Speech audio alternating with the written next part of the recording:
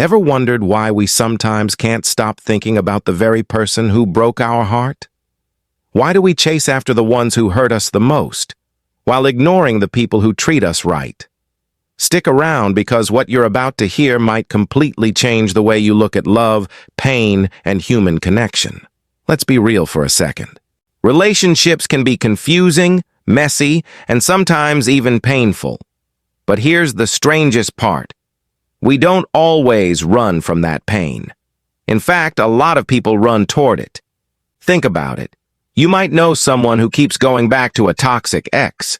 Or maybe you've felt it yourself, that magnetic pull toward someone who doesn't actually make you happy. And you're left asking yourself, why am I doing this? Why do I want the person who hurt me? This isn't just random bad luck or poor judgment. There is psychology behind it.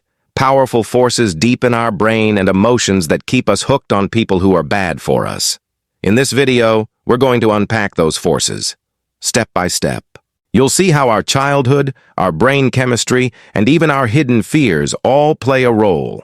And by the end, you'll not only understand why it happens, but also how to start breaking free. So let's dive in. Point 1. The brain loves what's familiar. Have you ever noticed how certain smells or songs instantly take you back to childhood? That S because our brain is wired to seek comfort in the familiar, even if the familiar isn't good for us. If you grew up in a household where love felt inconsistent, maybe affection was given one day and taken away the next, your brain may have linked love with unpredictability. So later in life, when you meet someone who treats you the same way, your brain goes, this feels like home. Even if home wasn't exactly safe. Crazy, right?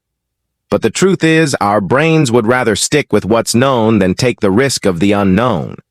It's like always ordering the same thing at Starbucks, a vanilla latte, extra foam, even though part of you wants to try something new. Familiarity feels safe, even when it isn't. Point 2. The dopamine trap. Here's where things get sneaky. When someone hurts us, but then shows affection again, it creates what scientists call intermittent reinforcement. Basically, your brain gets a hit of dopamine, the feel-good chemical, every time the person suddenly shows you love or attention. And because it's unpredictable, the high feels even stronger. Think of it like playing a slot machine. You don't win every time, but that tiny chance of a payout keeps you pulling the lever. In relationships, that maybe they'll love me today feeling keeps you hooked. It's not about logic, it's about chemistry. Your brain gets addicted to the roller coaster. Point 3. Trauma bonds. This one's heavy, but important. When someone hurts us and then comforts us afterward, it creates a powerful emotional glue known as a trauma bond. It's the cycle of pain and relief that ties people to toxic partners. You feel hurt. Then they show kindness. That relief feels like a lifeline. So you hold on tighter, even though they're the ones causing the pain in the first place. It's kind of like eating super spicy hot wings. Your mouth's on fire, your eyes are watering, but then you dip it in ranch and suddenly you're like, okay, maybe just one more. The cycle of pain and comfort keeps you coming back. Point 4. Fear of being alone. Another reason people fall for those who hurt them?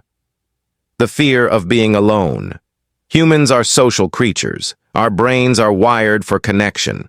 And for many people, the idea of being single, eating dinner alone at Olive Garden or sitting in a movie theater with no one next to you, feels scarier than staying in a hurtful relationship.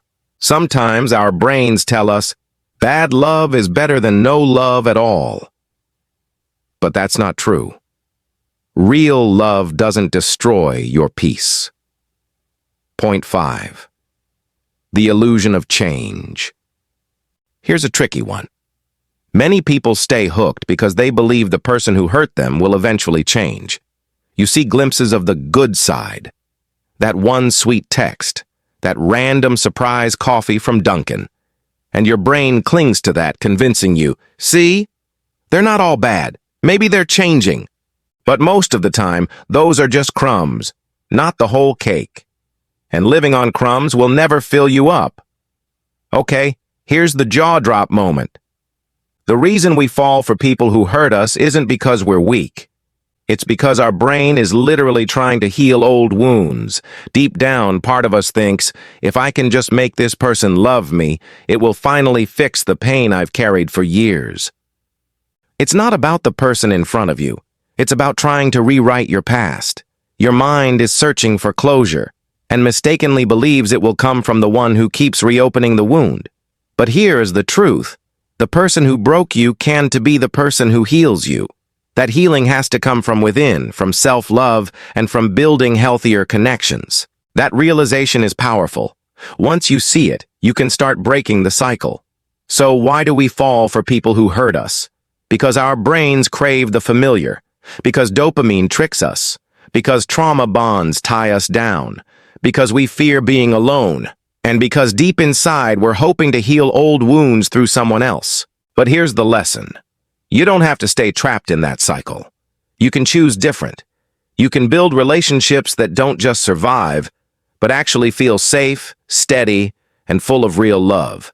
And now, I want to hear from you. Have you ever caught yourself chasing after someone who wasn't good for you? What do you think kept you hooked? Drop your thoughts in the comments. I'd love to hear your stories.